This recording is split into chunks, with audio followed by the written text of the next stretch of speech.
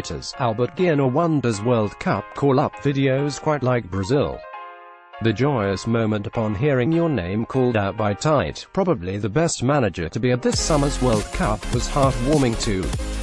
See, as Gremio defender Jerome L was enthusiastically congratulated by teammates, and Corinthians full-back Fagner was buried in the embrace of an ecstatic family.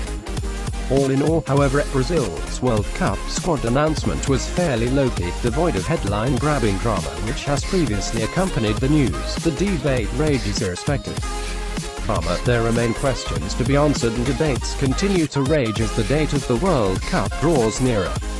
Will Willian retain his place between the sticks, or has Edison done enough at Manchester City to dislodge Tite's current favourite?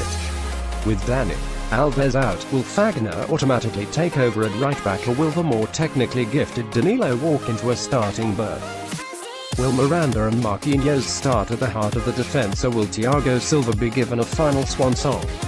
Can Renato Augusto be trusted with a starting berth after plying his trade in the relative doldrums of the Chinese Super League?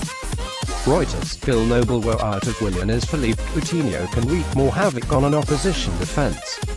Should Gabriel Jesus or Roberto Firmino, in the form of his life, be given the chance to lead the line?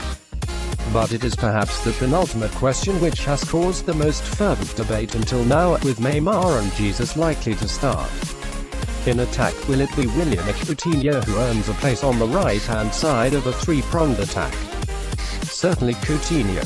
Previously, it may have looked as if Coutinho were pursuing for the role. The Barcelona playmaker has an excellent understanding with Neymar, having played together at youth level for Brazil, and he has clocked up over 1,100 minutes of international football under Tite, whilst being given the man of responsibility of filling the boots left by Andres Iniesta at Camp Nou. Reuters, Hannah Mackay Willian, meanwhile, was sidelined by Chelsea boss Antonio Conte in the latter stages of the domestic campaign, and it will almost certainly be to the Brazilian's benefit should the Italian coach part ways with the Stamford Bridge outfit in the coming days. In addition, the 29-year-old has played just 830 minutes of international football under Tite. He has, however, earned 17 of his 55 caps under the current manager, and his performance in the March friendly against Germany was encouraging, as the forward provided the assist for Jesus to score the only goal of the game in Berlin. A 2006 repeat when directly compared with Coutinho. The creativity that Willian offers can often be overlooked. He is an outlet, and there must be some temptation to throw both players in alongside Neymar and Jesus in an orgy of offensive firepower.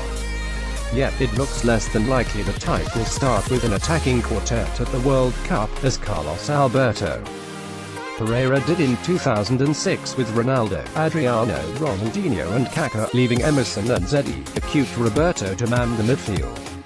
That scheme saw Brazil neatly eliminated at the quarter-final stage by France, the first top-class side they met in Germany, and the fear must be that a 4-2-4 would once again leave the Selecao far too exposed against first-rate sides.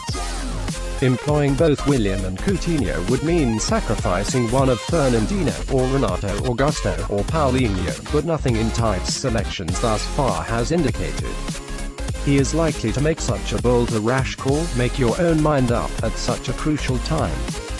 Willian the workhorse, with that in mind, Willian's industriousness may well come to the fore in Russia. Should Fagner or Danilo opt to push forward on the right flank, the Chelsea man is more likely to cover the defensive line than his Barcelona counterpart.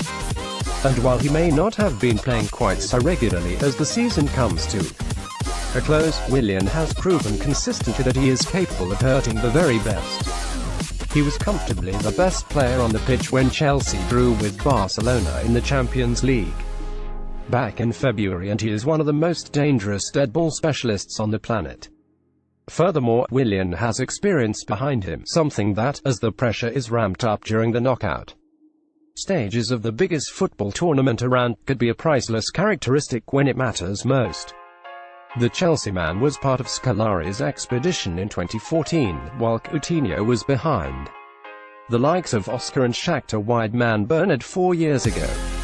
Ironing out the creases since Tite's reign began, both Coutinho and Willian have been an integral part of the boss thinking. The pair were in the squad for the first game, a World Cup qualifier against Ecuador in September 2016, and it is now unthinkable that either would be omitted from a Brazil squad. What it may ultimately come down to is a question of balance. A front three of Coutinho, Neymar and Jesus offers precious little protection down the flanks to a midfield which may be in danger of being overexposed against the likes of Germany, Spain and Argentina. Reuters, Brazil have come on leaps and bounds under Tite. From being in danger of not qualifying for the tournament for the first time in the history to being considered one of the favorites for the crown. There is much to be positive about as Brazil make the final preparations in Teresópolis high up in the Rio Mountains before heading to Europe. With friendly games against Austria and Croatia to come, it could well be only on the eve of the tournament itself that we are able to decipher Tite's plans. For all the good work done so far, there are still issues to be ironed out. Want to share your opinion? Why not write for us? Previous post, previous next post now.